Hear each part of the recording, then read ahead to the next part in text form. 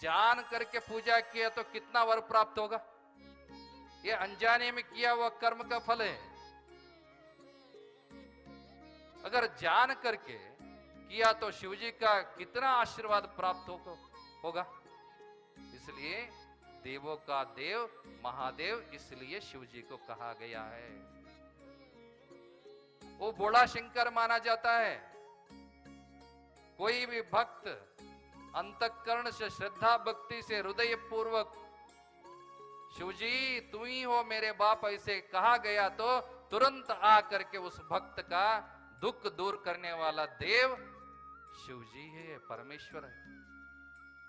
इसलिए कहा गया शास्त्रों में वागर्ता विभ संपृक्तो वागर्त प्रतिपत्तये जगतः पितरौ वंदे पार्वती परमेश्वरौ।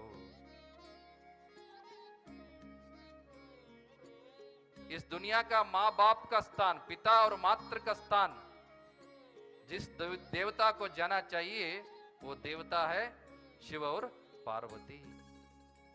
इतना ही नहीं, आदर्श दाम्पत्य जो श्रेय जाना चाहिए वो भी पार्वती और परमेश्वरी है। शादी होकर के 30 साल हो गए, 40 साल हो गए और भी अत्यंत सुंदर तरीके से सामरस्य से वो दंपति जिंदगी जीते रहे तो आप लोग क्या कहते हैं उन लोगों को देख करके? आप जैसे दिखते हो पार्वती परमेश्वर जैसे दिखते हो, जोड़ी ऐसा है पार्वती परमेश्वर जैसा है, बोलते ही है ना। किसी और देवता को नहीं बोला, उसमें एक कारण है। त्रिमूर्ति कौन कौन कहलाता है? ब्रह्मा, विष्णु और महेश्वर, सही है ना? हाँ, ब्रह्मलोक के अधिपति ब्रह्मा तो है। ब्रह्मा के पत्नी का नाम क्या है? थोड़ा जोर से बोलिए ना। हाँ, विद्यादि देवते सरस्वती। कुछ लोग कहीं पर भी पूछा तो हमारा पत्नी का नाम ही याद नहीं है, ब्रह्मा का कैसे बोल। तो आरती पकड़ करके जो पति का नाम अच्छे वाक्य और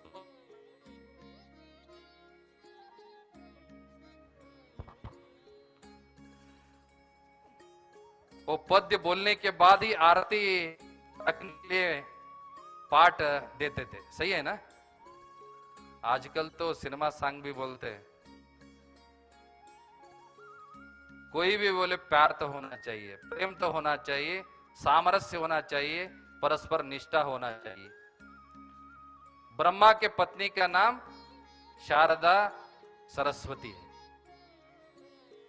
वो एक बार अपने पति से पूछती है, आप तो दुनिया का सृष्टि करता हो, इस दुनिया का सृष्टि करते करते अपना धर्म पत्नी को भूल जाते हो। आज मुझे आपसे एक वर प्राप्त होना चाहिए, मिलना ही चाहिए। कैसा वर? आपके साथ सदैव रहना चाहिए, 24/7 आप ही के साथ रहना है। इसलिए मुझे आपके शरीर में एक जगह चाहिए मुझे रहने के लिए। ऐसे सरस्वती शारदा ब्रह्मा से पूछती है। आप भी अपनी पति से पूछिए, मेरा स्थान कहां है?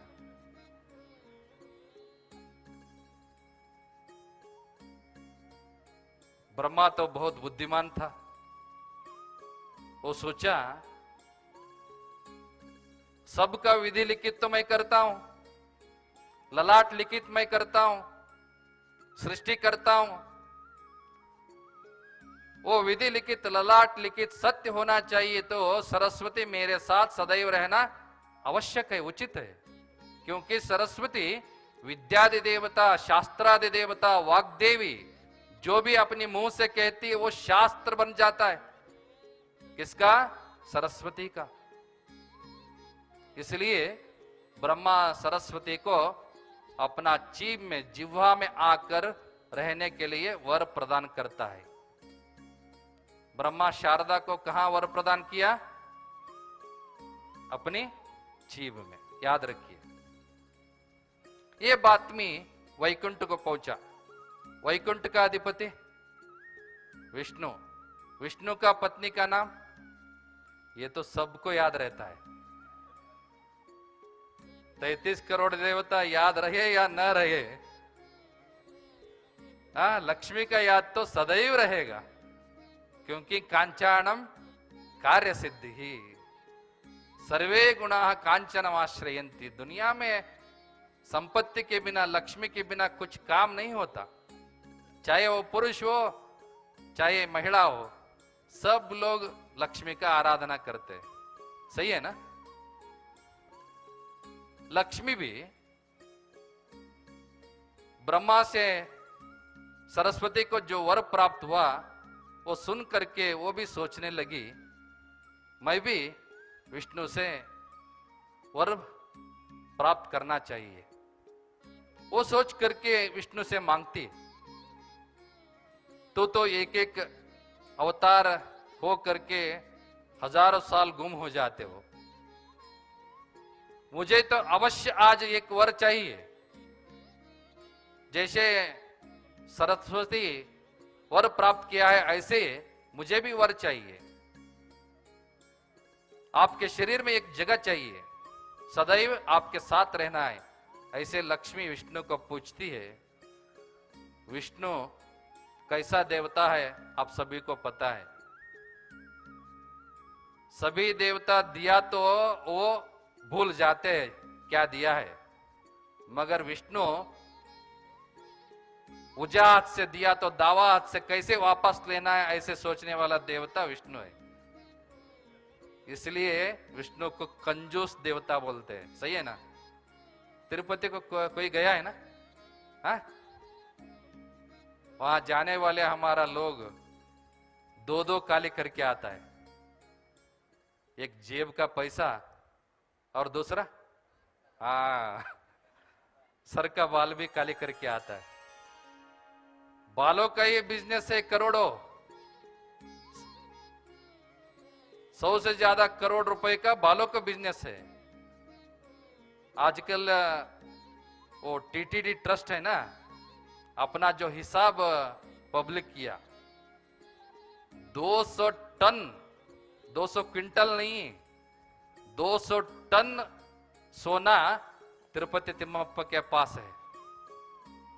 इतना ही नहीं, साल में 1500 करोड़ से ज्यादा 2000 करोड़ तक दक्षिणा आता है। एक ही देवस्थान है, वो तिरुपति तिम्मप्पा का देवस्थान। हमें लगता है आगे जाके सरकार को अगर लोन लेना है, पता चला ना, ऐसा संभव नहीं होना चाहिए, आशा करते हैं। फिर भी ऐसा हुआ तो जो पहला टेंपल होगा सरकार को ही लोन देगा, वो तिरुपति तिम्मप्पा टेंपल है।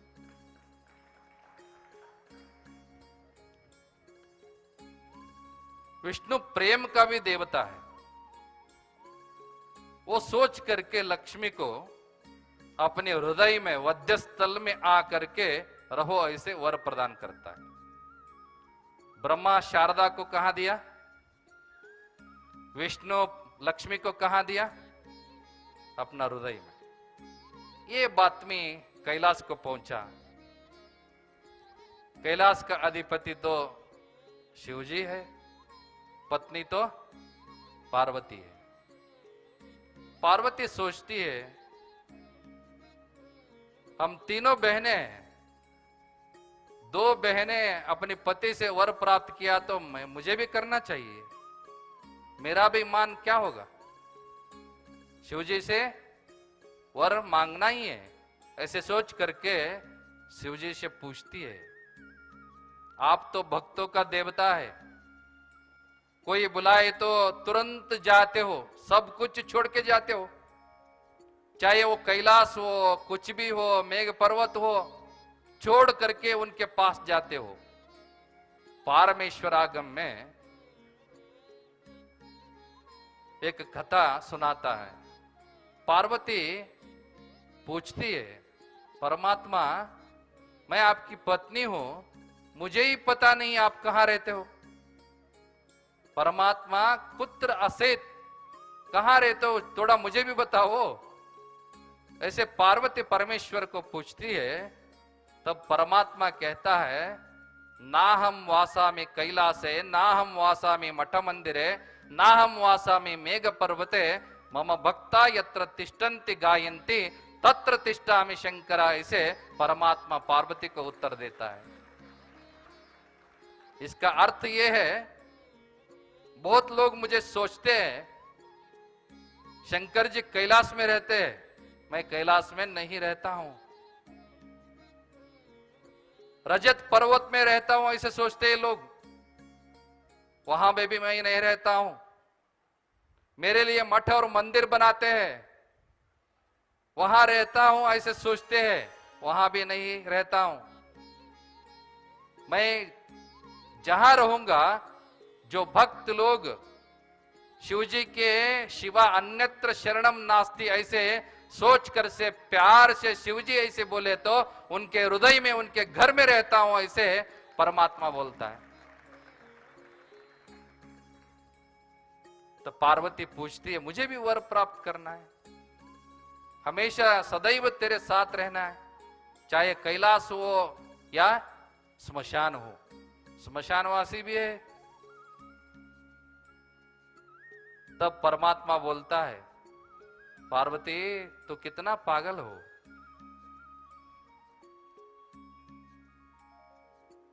मेरा देना बड़ा नहीं है, मेरा तुम्हें वर देना बड़ा नहीं है। तू तू पूछ रही हो ना, वो बड़ी बात है। तुम्हें एक जगह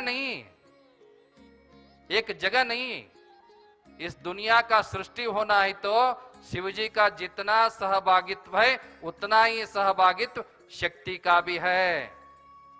शिवेन बिना शक्ति, शक्तिश्च बिना शिवा, शिव शक्ति समुत्पन्न जगत सृष्टि कारिणी। इसलिए जितना हक मुझे इस दुनिया के ऊपर है उतना ही हक तुम्हें भी है। इसे परमात्मा बोल करके एक जगह नहीं, मेरे शरीर का आधा हिस्सा तुम्हें प्रदान करूंगा, ऐसे पार्वती को आशीर्वाद किया। उसी दिन से पार्वती परमात्मा का अर्ध अंग धारण करने की वजह अर्धांगी कहने लगी। परमात्मा अर्धनारीश्वर कहने लगा।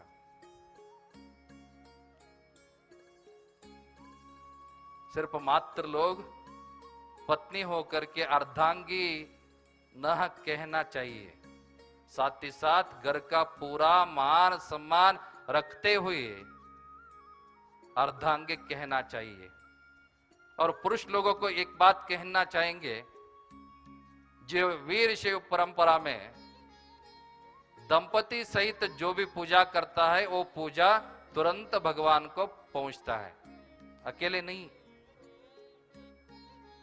और जिस घर में महिला लोग, औरत लोग अत्यंत प्रसन्नता होकर के, हसनमुखी होकर के, शांत होकर के, समाधान से रहते हैं ना, उस घर में छोटा भी व्यवहार हो, छोटा भी उद्योग हो, छोटा भी कुछ भी करो, वो फलित हो जाता है, प्रयोजन मिलता है, अत्यंत श्रेष्ठ काम होता है। जिस घर में औरत रोते हैं, जिस घर में औरत को शांति नहीं है, समाधान नहीं है, जो दुष्ट शब्दों से, अवाच्य शब्दों से बोलना, ये सभी परिस्थितियां जिसके घर में रहता है, चाहे वो करोड़पति हो, चाहे कितने भी उद्योगपति हो, उस घर में शांति और नेమ్మदी समाधान नहीं रहता। याद रखिए, यत्र नार्यस्तु पूज्यन्ते रमन्ते तत्र देवताः। जिस घर में औरत को मान सम्मान गौरव मिलता है, उस घर में शांति, नेమ్మदी, पार्वती, सरस्वती, लक्ष्मी का निवास होता है। आप सभी लोगों को एक प्रतिज्ञा करना चाहिए। औरत, एक स्त्री, एक बच्चों को पैदा करने का यंत्र नहीं है, सुख देने का, भोग का वस्तु नहीं है। जो घर में रहा हुआ सबका सेवा करने का दासी नहीं है, उसके साथ ही साथ इस घर का मालिकन भी वो पत्नी है ऐसे सोचने वाला मर्द सच में पार्वती और परमेश्वर का आशीर्वाद प्राप्त करने का हक जताता है। इसलिए हर स्त्री को, मां को मान सम्मान मिलना चाहिए। ऐसे शिवजी को कहते हैं देवों का देव महादेव। वो शिवजी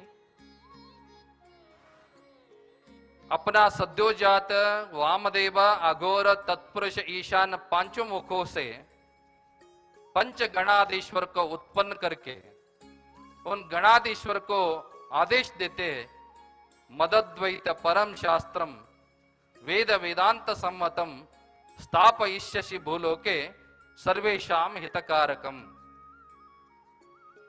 सभी शास्त्र सभी धर्म अपना ही धर्म श्रेष्ठ है, अपना ही लोगों के लिए ये धर्म है ऐसे बोलने वाले शास्त्र हम देखते हैं, मगर ये जो परमात्मा ने कहा सर्वेशाम हितकारकम, सिर्फ और सिर्फ लिंगधारी को नहीं, वीर शिव लोगों के लिए नहीं, दुनिया में जितने भी जीव राशि है उन सभी जीव राशियों का भला करने के लिए, हित करने के लिए ये शास्त्र ये धर्म उत्पन्न करना है। ऐसे पांचों गणाधीश्वर को आदेश देते हुए इस दुनिया में पंच पीठाधीश्वरों का संस्थापन करके वीर शिव धर्म का उत्पन्न हुआ ऐसे शास्त्रों में कहा गया है। आपको समझना चाहिए, जैसे बेलंकीकर महाराज कृत युग का, त्रेता युग का, द्वापर युग का और कलयुग का कल बताए। कृत युग में एक वक्त्र, द्विवक्त्र, त्रिवक्त्र, चतुर्वक्त्र, पंचवक्त्र ऐसे नामों से इस दुनिया में संस्थापन हुए पांचों जगत गुरु। त्रेता युग में एकाक्षर, द्व्यक्षर, त्र्यक्षर, चतुरक्षर, पंचाक्षर ऐसे नामों से जगत गुरु पंचाचार्यों का उदय हुआ। द्वापर युग में, त्रेता युग तो आपको पता है रामायण का काल है, द्वापर युग तो महाभारत का काल है। उस समय में जगत गुरु रेणुकाचार्य, जगत गुरु दारुकाचार्य, जगत गुरु घंटाकर्ण, जगत गुरु धेनुकर्ण, जगत गुरु विश्वकर्ण ऐसे नामों से जगत गुरु पंचाचार्यों का उदय हुआ। वो द्वापर युग के एक प्रसंग को आपको बोलना चाहते हैं। ये शिव पुराण में उल्लेखित है। लिंगाष्टक तो आप सभी लोग अपने घर में पठन करते, ब्रह्म मुरारी सुरार्चित लिंगम, सही है ना। लिंग सिर्फ और सिर्फ वीर शिव लोगों ने धारण नहीं किया, ब्रह्मा भी धारण किया। मुरारी मतलब क्या है, विष्णु भी धारण किया। सुरार्चिता मतलब सुर, पूरे देवता लोग भी शिवलिंग को धारण किया हुआ। इतना ही नहीं, वो महाभारत में जो रुवारी बोलते हैं श्री कृष्ण परमात्मा, उनको लिंग धारण किस पीठ के जगत गुरु से हुआ आपको सुन करके आश्चर्य होगा। मध्य प्रदेश उज्जैन में सांदीपिनी आश्रम बोल के है, वहां श्री कृष्ण परमात्मा विद्यार्थी था। वो आश्रम में जगत गुरु उपमन्यु शिवाचार्य बोल के उज्जैन पीठ के जगत गुरु से श्री कृष्ण परमात्मा को लिंग धारण हुआ, ऐसे शिव पुराण में उल्लेख है। बहुत सारे लोगों को कुछ विचार अनजाना ही होता है, उसको जानना आवश्यक है। ऐसे द्वापर युग में पंचाचार्यों का उदय हुआ। कलयुग में जगत गुरु रेवणाराध्य, जगत गुरु मरणाराध्य, जगत गुरु एकोरामाराध्य, जगत गुरु पंडिताराध्य, जगत गुरु विश्वाराध्य ऐसे नामों से इस दुनिया में वीर शिव धर्म का संस्थापन जगत गुरु पंचाचार्यों ने किया। जगतगुरु रेवणाराध्य का क्षेत्र कहां है? आज का जो तेलंगाना राष्ट्र है, पहले जो अखिलांध्र बोलते थे, अभी तेलंगाना राज्य है। वहां पर तेलंगाना में कोल्लीपा के क्षेत्र में सोमेश्वर लिंग से रंभापुरी पीठ का उदय हुआ, जगतगुरु रेवणाराध्य का अवतार हुआ। वट क्षेत्र सिद्धेश्वर लिंग मध्य प्रदेश उज्जैन में, वो जगतगुरु द्वारकाचार्य का अवतार हुआ। द्राक्षाराम क्षेत्र रामनाथ लिंग, केदार पीठ तो अभी उत्तराखंड में उत्तरांचल में है, मगर मूल केदार पीठ का स्थान कहां है आप सब लोगों को जानना जरूरी है। वो भी आंध्र प्रदेश में है। राजमहेंद्र के पास 60 किलोमीटर दूर में ये द्राक्षाराम क्षेत्र रामनाथेश्वर महादेवस्थान है। वहां केदार पीठ का पहले संशोधन हुआ, लिंगोद्भव हुआ। चौथा, श्रीशैल मल्लिकार्जुन लिंग से जगतगुरु पंडिताराध्य का अवतार हुआ। पांचवी, काशी जगतगुरु तो आप सभी लोगों को परिचित है। काशी का विश्वनाथ लिंग से जगतगुरु विश्वाराध्य का अवतार हुआ। जो रंभापुरी पीठ का गोत्र है वो पड्वेड़ी वीर गोत्र बोलते। सूत्र पृथ्वी सूत्र, गोत्र वीर गोत्र, सूत्र पड्वेड़ी सूत्र, नहीं तो भूमि सूत्र पृथ्वी सूत्र बोलते हैं। उज्जैन पीठ का जो अनुयायी लोग है, भक्त लोग है, उनका जो गोत्र है नंदी, नंदी गोत्र। कुछ लोग नंदी गोत्र से ही जाना जाते हैं। हमारा गोत्र कौन सा पूछा तो तुरंत वो बोलते हैं नंदी गोत्र बोलते। उज्जैन पीठ के गोत्र नंदी और सूत्र वृष्टि पानी, ऐसे कन्नड़ में तो बोलते हैं मड़े बगी बोलते। केदार पीठ के गोत्र है भृंगी, भृंगी गोत्र। वो केदार पीठ के सूत्र है तेज, मतलब अग्नि, अग्नि तत्व। श्रीशैल पीठ के गोत्र है वृषभ, सूत्र तो वायु अनिल। और काशी पीठ के गोत्र है स्कंद, सूत्र पंचवर्ण सूत्र बोलते हैं। साथ ही साथ इतिहास में हम देखा जाए तो हर एक पीठ के जगतगुरु जो सप्त महर्षि कहलाते हैं ना, बहुत अत्यंत प्रभावी तपस्वी लोग थे वो सप्त महर्षि। उनमें से 5 महर्षि लोगों को अपना शिष्य बना करके वीर शिव सिद्धांत को उपदेश किया हुआ धर्म वीर शिव धर्म है। उनमें से जगतगुरु रेणुकाचार्य ने अगस्त्य महर्षि को उपदेश करता है। जगतगुरु द्वारकाचार्य ने दधीची महर्षि को उपदेश करता है।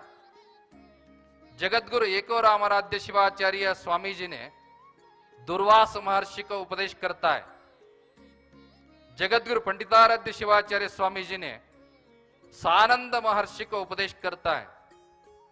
जगतगुरु विश्वाराध्य स्वामी जी ने विश्वामित्र महर्षि को उपदेश करता है। इतना ही नहीं, हर एक पीठ को एक एक सिंहासन कहते हैं। रंभापुरी पीठ को वीर सिंहासन कहते हैं, उज्जैनी पीठ को सद्धर्म सिंहासन कहते हैं। आप देखे होंगे नाम के पहला अक्षर श्रीमद उज्जैनी सद्धर्म सिंहासनाधीश्वर।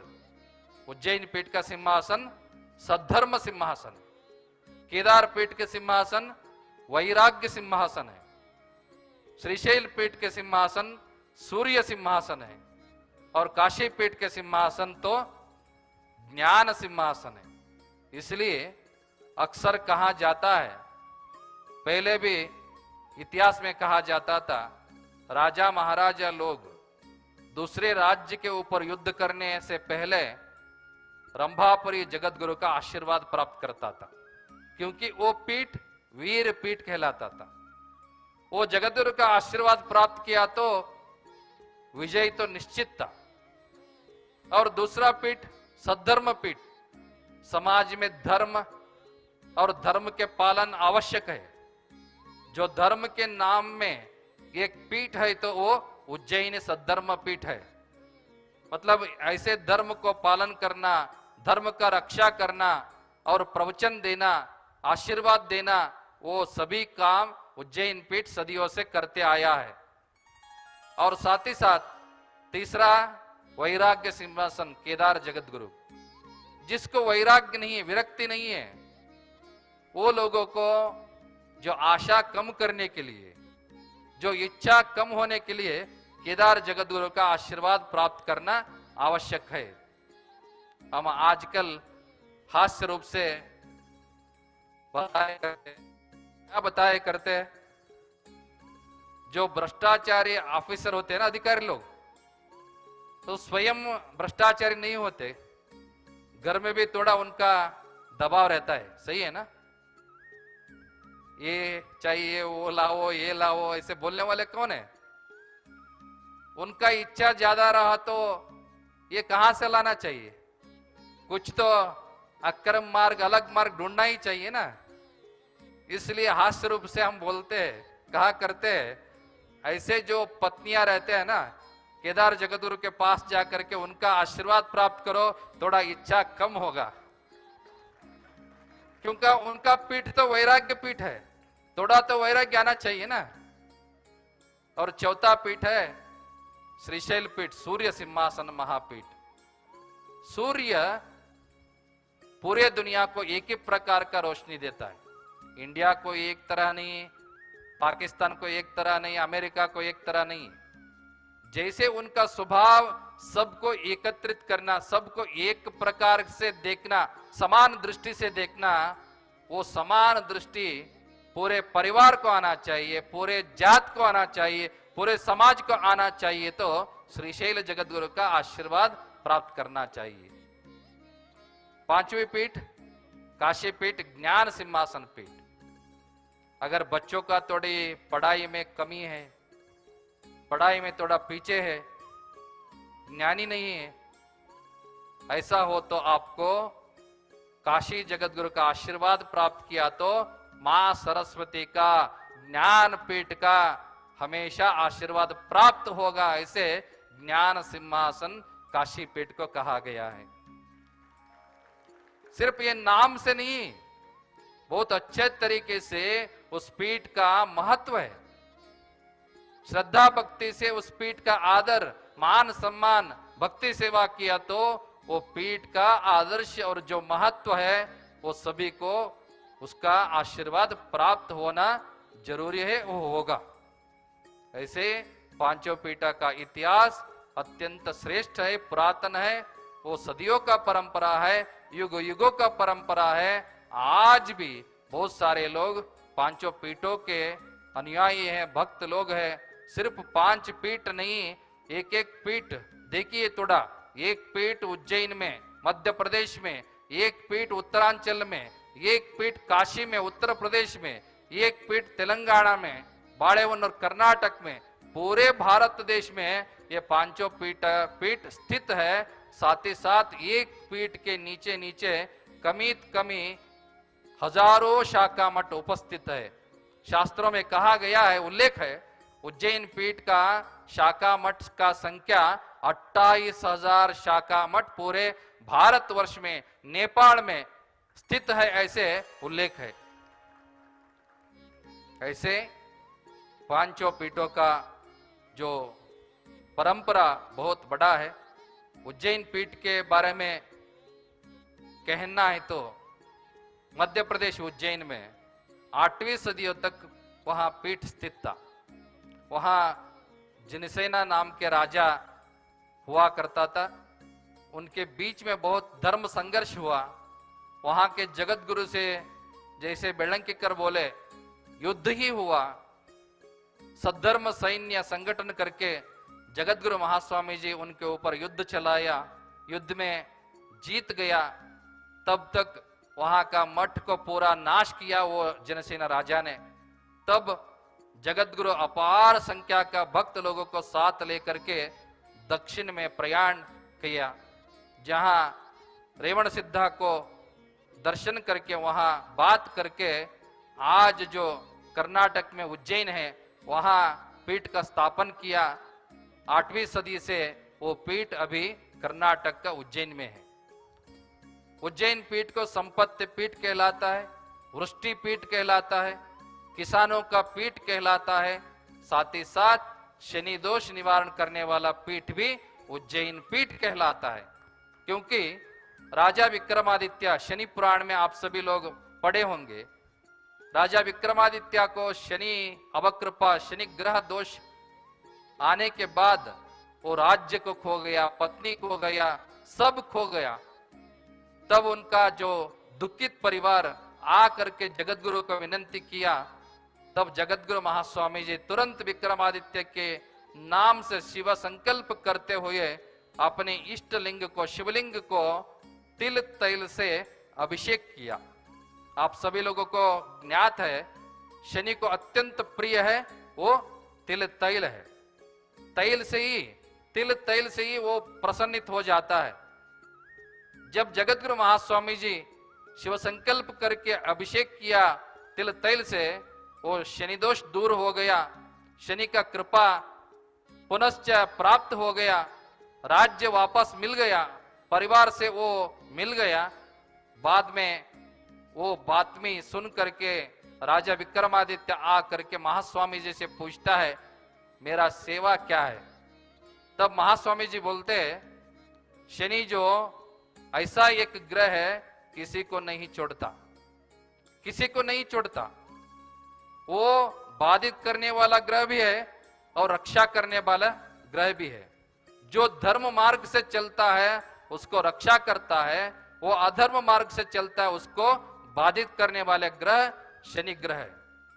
आप सभी लोगों को ज्ञात होना चाहिए, जिसका जो कुंडली में ज्योतिषी के प्रकार, जिसका कुंडली में जाके देख लीजिए, स्वक्षेत्र तो मकर और कुंभ है शनि को, उसका उच्च क्षेत्र है, उच्च राशि तुला राशि है और मित्र क्षेत्र भी है। तुला राशि में जिसका कुंडली में शनि ग्रह है उसको कभी भी एक भी अड़चन नहीं होता।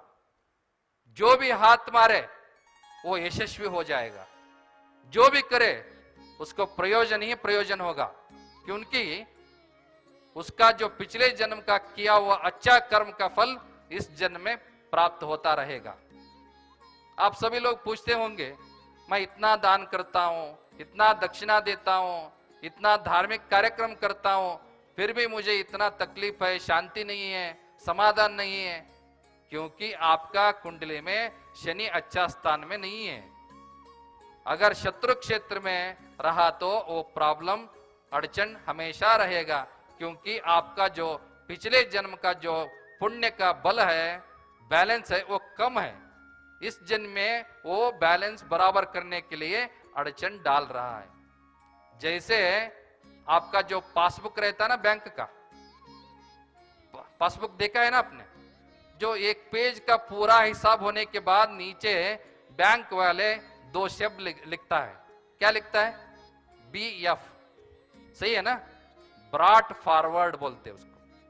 मतलब इस पेज का जो लास्ट में बचा हुआ बैलेंस को अगली पेज को वर्गावन किया है, ट्रांसफर किया है। ऐसे ही शनि ग्रह है, एक जड्ज है। वो शनि ग्रह जड्ज है, पाप और पुण्य का जो तुलन करके उस व्यक्ति को कौन सा जन्म देना चाहिए, कौन सा जिंदगी जीना चाहिए, वो खुशी देना चाहिए, दुख देना चाहिए, सुख देना चाहिए, वो डिसाइड करने वाला ग्रह वो शनि ग्रह है। इसलिए उसको जड्ज बोलते, न्यायाधीश बोलते। उतना ही नहीं, पूर्व कर्म फलाधिपति, मतलब पिछले जन्म का भी हम कुछ लोग सोचते हैं जो मैं करता हूं किसी को पता नहीं चलता, कोई पहचानता नहीं है। आजकल तो डाटा भी, नेटवर्क भी पहचानते हैं, सीसीटीवी भी पहचानते हैं, मगर सबसे ज्यादा पहचानने वाला हमारे कंधों पे रहकर हमारा सब देखने वाला ग्रह है वो शनि ग्रह है। इसलिए तब जगतगुरु मरुड़ सिद्धेश्वर जी राजा विक्रमादित्य को आदेश देता है, सिर्फ तुम्हारा नाम से शिव संकल्प करके ये तिल अभिषेक करने के पश्चात तुम्हारा शनि दोष दूर हो गया। आज के बाद वैशाख शुद्ध षष्ठी के दिन पूरे मरुड़ सिद्धेश्वर मंदिर का जो गोपुर रहता है, शिखर रहता है, वो शिखर के ऊपर तिल तैलाभिषेक करते आओ, पूरे राज्य संपन्न होगा, पूरे राज्य सुभिक्ष होगा, पूरे राज्य समृद्धि होगा, ऐसे आशीर्वाद प्रदान करता है। तब से चलता आया हुआ ये शिखर तैलाभिषेक आज भी इस उज्जैन में भी आज भी संपन्न होता है, आज भी आयोजित होता है। उस दिन वैशाख शुद्ध षष्ठी के दिन 1000 लोग नहीं, लाखों लोग नहीं, 4-5 लाख लोग पीठ को आते हैं। वो आता हुआ सबके भक्त लोगों के हाथ में क्या रहता है पता है? तेल ही रहता है। तेल लेके ही आते, पूरा हजारों लीटर तेल वो शिखर के ऊपर तैलाभिषेक करता है। एक भी बूंद तेल नीचे धरती पर नहीं गिरता, नहीं गिरता। वो जो भक्त लोगों का मानना है, जो श्रद्धा है, यकीनन है, ये जो तैलाभिषेक देखा तो, तैल अर्पण किया तो, वो तैलाभिषेक का दर्शन लिया तो पूरे 1 साल तक शनि ग्रह का दोष हमें बाधित नहीं करेगा, इसे उन लोगों का यकीनन है। इसलिए आप सभी लोग भी समय निकाल करके उज्जैन पीठ को आओ, मरुड़ सिद्धेश्वर का दर्शन करो और अपना व्यवहार, उद्योग जो भी हो उसमें और बढ़ती प्राप्त करो और दोष मुक्त हो जाओ, ऐसे आप सभी लोगों को संबोधित करते हुए वो उज्जैन पीठ अत्यंत प्रभावशाली पीठ है। आज जो कर्नाटक में जो मरुड़ सिद्धेश्वर है वो 350 साल जिया हुआ आचार्य थे।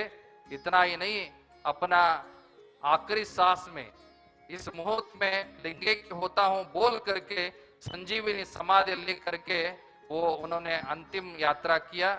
वही समाधि के ऊपर अभी मरुड़ सिद्धेश्वर मंदिर बहुत बड़ा अच्छा बनाया गया है, यूनेस्को में भी दाखिल है। वो शिला अत्यंत श्रेष्ठ कला है। एक ही पत्थर में हजारों कमल का चित्रण हुआ है। आज तो मशीन आया है कार्विंग करने के लिए, जो कुछ भी मशीन नहीं था, यंत्र नहीं था, हाथों से ही उतना सूक्ष्म कला निर्माण किया हुआ जो दृश्य मिलता है वो उज्जैन पीठ में मिलता है। इसलिए एक वाक्य नानुड़ी में रूप से कहा गया है, जो हम्पी है ना, हम्पी को बाहर से देखो, उज्जैन को अंदर से देखो, ऐसे कहावत आज भी चालू है। आप सभी लोगों को अवश्य उज्जैन आना है, ऐसे सभी लोगों को आह्वान भी देते हैं। साथ ही साथ आज बेलंकीकर महाराज अपना वक्तव्य में जिन लोग मध्य प्रदेश उज्जैन में जो उद्देशित भक्त निवास और उज्जैन महापीठ का निर्माण के बारे में सांगली से ओम गणेशाय नमः ऐसे बोलते, श्रीकार तो यहां से हुआ है। वो जो लोग दानी को पीठ की तरफ से जो सत्कार करने का, आशीर्वाद दिलाने का काम बेलंकीकर महाराज ने किया, उन लोगों का तो नाम चरित्रहार होगा, स्वर्ण अक्षर से लिखे जाने का काम वो लोगों ने किया है। वो पूरे परिवार को, सारे परिवारों को पीठ की तरफ से विशेष रूप का अनंत मंगल आशीर्वाद प्रदान करते हैं।